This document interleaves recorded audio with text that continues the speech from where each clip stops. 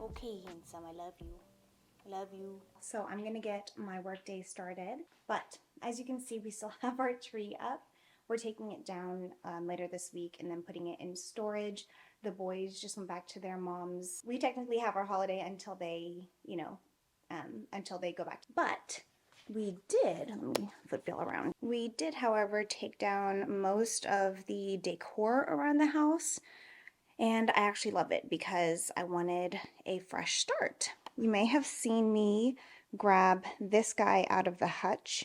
I have started to put away things that I would not want to accidentally be broken or messed with. So this is like my little work, computer-y, etc. basket. Put it in here so that I can put it away because let me lock my thing so I don't mess it up. But as you can see, my keyboard is quite clickety, clickety, clickety. I don't blame kids wanting to clickety clackety because it's so fun. But just to preserve it and stuff like that, I have now started to put it in here. Anyways, I don't think I ever said hi, guys. Hey, y'all. So I wanted just to do a vlog today and kind of hang out with you guys.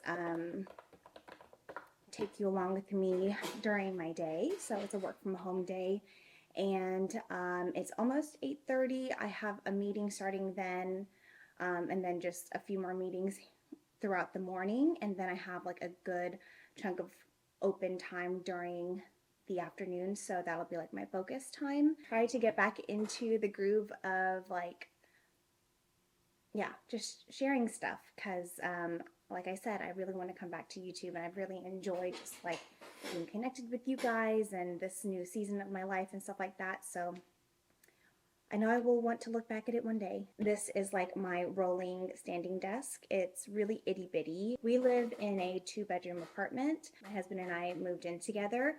I wasn't quite ready to give up like the lifestyle that I have been enjoying, meaning like being in an apartment in the location that I'm at, and the boys are still small enough that they can still share a room together, but they are definitely starting to grow and get bigger. They are going to be 9 and 12 this year. Which is crazy. I absolutely love where we live, the view. I love this view. I'm going to be really sad the day that we end up moving because it is just a gorgeous view of the lake. All that being said, you guys know that I used to have my desk and the chair in their bedroom. After this past year, I've just I'm learning that to protect my own peace, the things that I really, really, really don't want to be either messed with, accidentally messed up in some way, I just need to not have it out and about freely. Not to say that children should not learn to like respect belongings and stuff like that, which they do, but you know, they're kids, so rough and tumble, they, you know, on occasion we'll have little snacks and stuff like that. And so, like for example, my desk chair, she has seen better days, Henny. Obviously a learning curve with myself and just how it is to like live with kids. I came into living with kids, you know, later on in their lives. So I didn't know them when they were little babies or little toddlers. I'm coming into it like mid childhood, you know what I mean? And just as like I'm getting used to living with kids, they're getting used to living with me too. And so trying to find the balance of like, I want them to feel safe and comfy and like they can just be comfy in their home because this is their home too. And then there's some things that I just really don't want to get ruined. So that's why, like, you know, I'm starting to do this and it's been helping. It's been helping with my peace. So that's why this is now in my bedroom.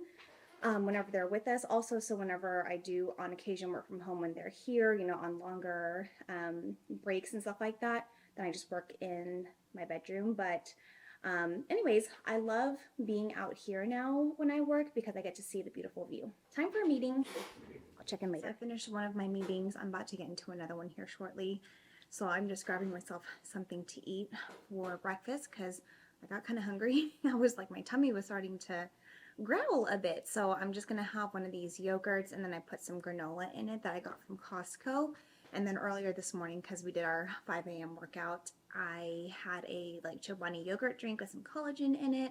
I've been not really drinking protein shakes anymore because I noticed like how like inflamed I would get. I would get super like bloated after having a protein shake and then just like gassy and stuff like that. So I think my body just doesn't enjoy it. So I've kind of cut that out.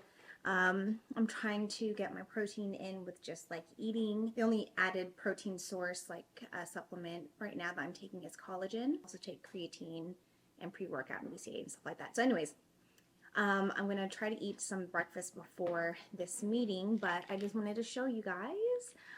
One of the things I'm trying to be better at is just having like, I already have a routine, but just like improving my routines and just, you know, 1% better is what people say, right? I am not very good at taking my vitamins. I'll forget about it. So I bought like this organizer every Sunday. I'm just filling them up. So this is obviously the first week, but I'm just trying really hard to start taking my supplements or my vitamins and stuff. So I have a prenatal vitamin, a fish oil. I know you're probably supposed to take 2, but whatever. Vitamin C, zinc, and D3 combo. And then I also have like a magnesium. I don't think I can swallow all of these at once. I don't chug and things like that. No mo. Anyways, you know, with age comes just refinement, should I say. Just kidding. My cutie hydro jug. Okay, I'll get to it. Okay, so it's been several hours now. I started a timer. I'm trying to do this thing called the Pomodoro technique tip. Pretty sure I've talked about this before whenever I was studying for the CPA, how I put like a timer on and that way I'd just be focused for that amount of time. I had never heard of this technique, but apparently it's a technique. Anyways, you put a timer on for, I guess, 25 minutes. For this one in particular, 25 minutes. Then you take a 5-minute break. I'm just starting to do that. Like, I'm starting to try to incorporate little things like that. One of the things I'm having to like unlearn from my dream job, aka the job and jobs that were super high stress, and that was because like literally everything was priority, everything was on fire, you had to get multiple things done at the same time. It was chaos. And so like being in more of an unstructured environment for a few years, like I kind of got away from to-do lists and stuff like that. Like it was literally, I'd go into the office every single day and just kind of be like, okay, what's on fire? That's where my focus is going to go. So I'm trying to like, ooh, girl, the hair had to go up because it was so serious. Trying to implement that, like really focus for a certain chunk of time, take a little break, and then, yeah, just kind of morph it into what is most helpful for me. So I had meetings this morning. I had a good chunk of just like focus time. And now I have a little bit of time before another meeting. And then after that, I have more focus times. What I'm going to do first is prepare for this meeting. So I think I've mentioned to you guys my current role. I'm in internal control. So you have like management, first line of defense, people who are actually performing the controls. Think of it like your accountants, controllers who are reviewing work, things like that is first line of defense. Then I used to be in internal audit, which is third line of defense, where you are basically like an independent group in your company because your reporting structure should be through the audit committee. You don't report through accounting or anything like that, so you are basically like independent from management. I'm in the middle. I'm in second line of defense. Not every company has that, but I'm basically like the compliance function, like financial compliance function, risk management. That's what my team and department is. So we report through to the CFO eventually, like the global CFO. So we still are included in that reporting structure, but we don't like report through like the controllers and things like that. So we're like separate and parallel. So internal audit performs their audits, they identify issues, and then me and my team and others like me are responsible for assisting the first line of defense with implementing whatever remediation needs to happen to fix whatever issues internal audit identified. And whilst I'm doing that, I'm going to get a refill. This is so yummy. I think it's a seasonal flavor. I just recently tried it, but it basically tastes like Welch's grape juice vibey. So, Trader Joe's Winter Sangria Henny. Going to be trying this one. I only got one can just to try it out. So I'll see if I like it or not. Y'all know me, I love sparkling water. It has a good aroma.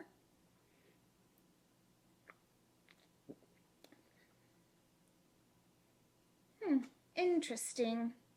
Definitely the lemonade punches you, and then afterwards you kind of taste the blueberry. It's interesting. It's not my favorite though.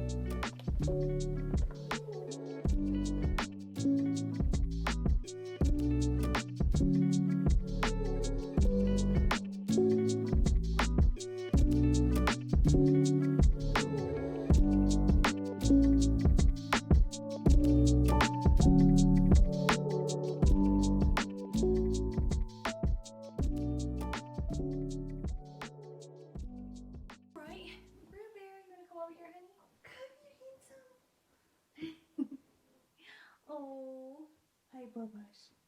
Hi honey. You want to tell everyone what today is? Today is Brutus's second gotcha anniversary. I really feel like his sissy helped me find him. He's so excited. I'm so happy. Mama's so happy. I put up one of those question things on Instagram a while back and never got around to answering them, so I'm just going to answer a few questions from there. So first question was, what was the story with your hubby, how you met, etc.?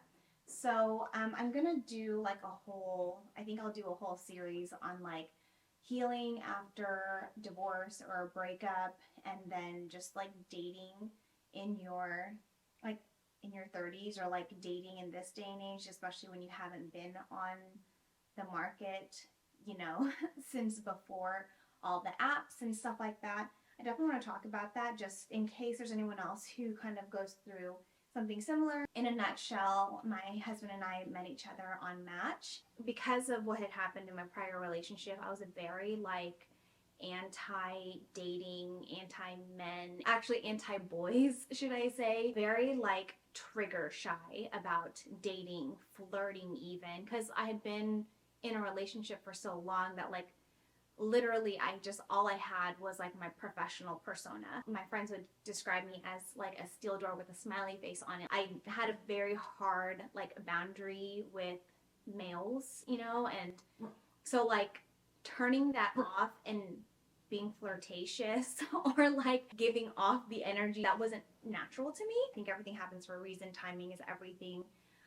And you'll know when you're ready to start dating. Like I had gone through my healing journey. I started having like a curiosity of potentially finding someone, and just like the desire to at least put myself out there. I'm not going to find the right kind of person sitting on my couch in my living room, like unless it's a burglar, honey, and I don't want no criminal no more, honey. Like about dating apps is like it gives you the opportunity to be found, and it's in the context person is open to dating and whatnot. Because like when you're at the gym, like I'm there, I'm zoned in, I'm focused on working out.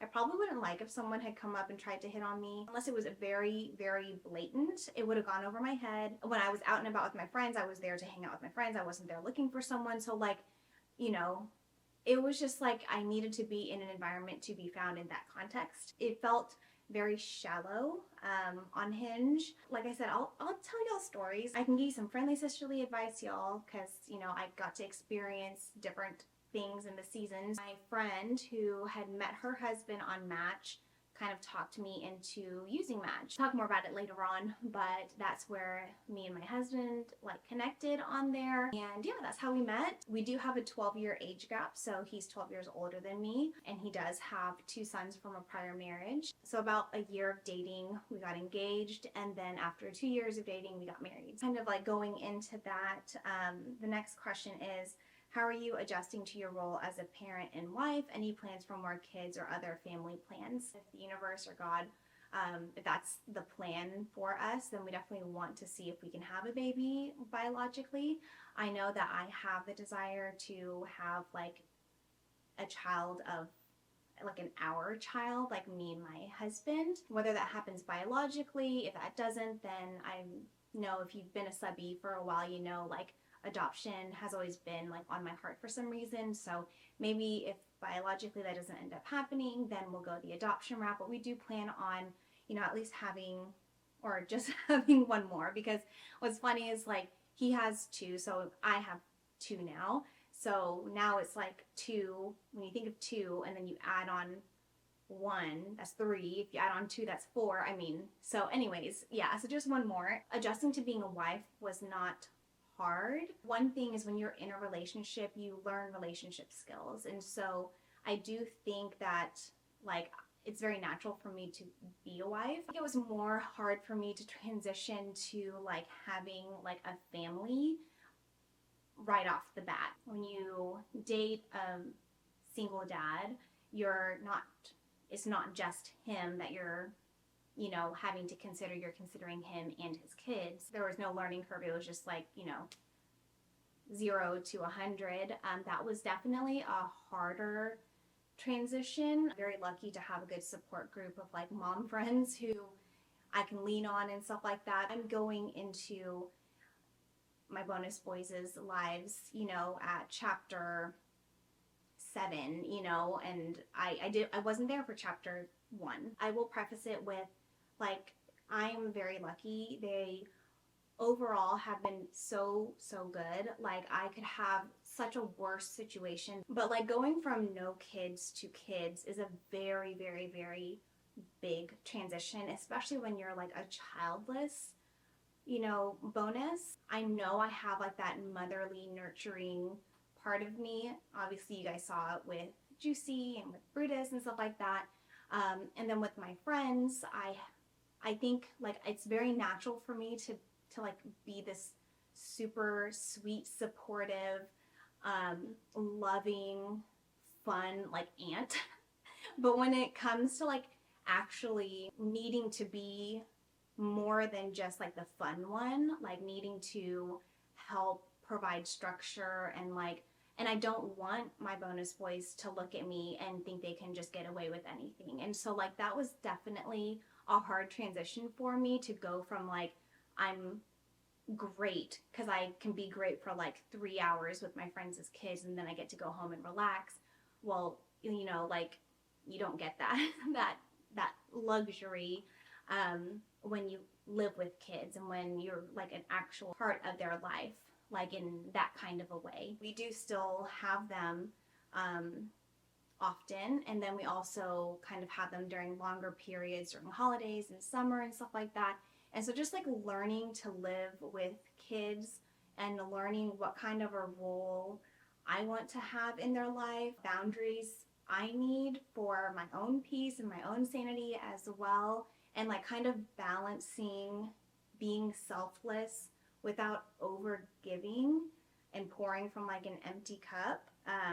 I know that sounds like what I'm talking about. Like, I know that's not a choice for like if they're your biological children or if they're with you full time and you're their bonus parent, you know, like that's not an option for you, but because of kind of the situation or just the custody that arrangement that we have. All that to say, I'm trying to focus my goal on being like a positive addition to their life, and I hope that they feel loved and safe and comfortable in our home. But also, time with us doesn't mean you get everything you want and you call the shots all the time and, you know, like there are no rules or structure, because that's not the case.